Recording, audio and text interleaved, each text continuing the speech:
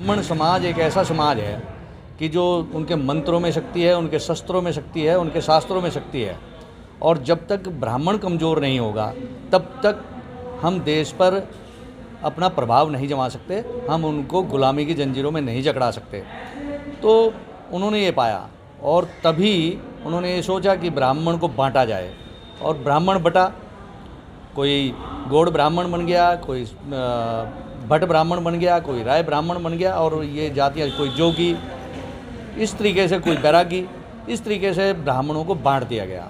और उन्होंने अपने डपड़ी अपना राज अलापने लगे। और यही कारण रहा कि हम शास्त्रों से भी दूर हुए और शस्त्रों से भी दूर हुए, क्योंकि शस्त्र और शास्त्र जो ब्राह्मण का कर्तव्य था, शस्त्र का मतलब शस्त्र और शास्त्र जहाँ इकट्ठे होते हैं वहाँ पे परशुराम होते हैं, जहाँ पर वाणी की बात आती है वहाँ सरस्वती माता वास करती है। तो सब कुछ हमने जीने की सभ्यता सिखाई है पूरे विश्व को। अगर हमने जीरो का निर्माण किया तो हमारे आर्यभट्ट जी ने किया है, अगर हिंदुस्तान को बचाने का कार्य किया है तो वो कुमारिल भट्ट ने किया। तो इस तरीके से हमारे बहुत से विद्वानों ने, बहुत से भट्ट ब्राह्मण के विद्वानों ने, जो भट्ट एक उपाधि है, वो एक ऐसी जाति नहीं है, एक ब्राह्मण को भट्ट की उपाधि दी गई है। और आप देखिए, चाहे बीरबल की बात ले लीजिए, चाहे आप चंद्रबरदाई की ले लीजिए,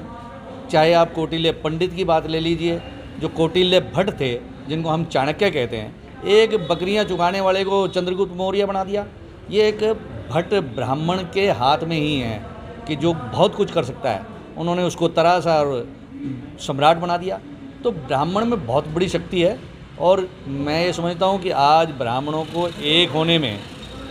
थोड़ा समय लगेगा, लेकिन फिर से ब्राह्मण जागृत होगा और इकट्ठे होंगे और मुझे लगता है कि पूरे विश्व पर राज करेंगे दोबारा। क्योंकि मैं आप लोगों को एक बात बताना चाहता हूँ इस माध्यम से कि 84 लाख योनियों के बाद मनुष्य जाति का निर्माण होता है, मनुष्य जाति मिलती है, लेकिन उसमें भी ब्राह्मण जाति का पैदा होना, ब्राह्मण जाति में पैदा होना एक बहुत बड़ी उपलब्धि है। और मैं तो श्रीमद् भागवत पढ़ता हूँ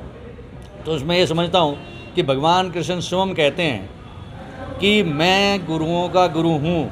मैं विश्व गुरु हूँ, मैं भगवान हूँ, लेकिन उसके बावजूद भी मेरा जो इष्टदेव है, मेरा जो गुरु है वो ब्राह्मण है। तो भगवान भी ब्राह्मण का कदर करते हैं और आज पूरे हिंदुस्तान को नहीं, पूरे विश्व को ये चाहिए कि ब्राह्मण का मान सम्मान करे, ब्राह्मण की इज्जत करे। और भगवान कृष्ण ने तो यहाँ तक भी कहा है कि जो राजा नरक थे, राजा नरक इक्ष्वाकु वंश के, इक्ष्वाकु के पुत्र थे, और उनके बारे में क्योंकि चर्चा करना इतना लंबा काफ़ी ज़्यादा हो जाएगा, लेकिन उन्होंने ये कहा कि राजा नरक ने एक पाप किया था, किसी दूसरे की गायें दूसरे को दे दी थी और उसको गिरगिट बनकर वो कुएं में काफ़ी दिनों तक उसने वास किया। तो भगवान कृष्ण ने ये कहा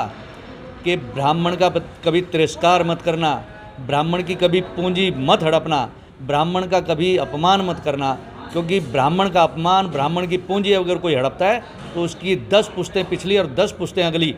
नस्ता नाबूद हो जाती हैं। और मेरे राज्य में किसी भी ब्राह्मण का धन और किसी भी ब्राह्मण का अपमान नहीं होना चाहिए और किसी ब्राह्मण का धन हड़पना नहीं चाहिए। तो आज ब्राह्मण एकत्रित हो और इसके लिए हम स्वागत करते हैं। और सभी जितने भी बड़े बड़े विद्वान हैं, मैं ये चाहता हूँ कि एक सीनियर डिप्टी मेयर होने की हैसियत से कि राजनीतिक स्तर पर भी और देश के भविष्य के लिए भी ब्राह्मण को इकट्ठा होना चाहिए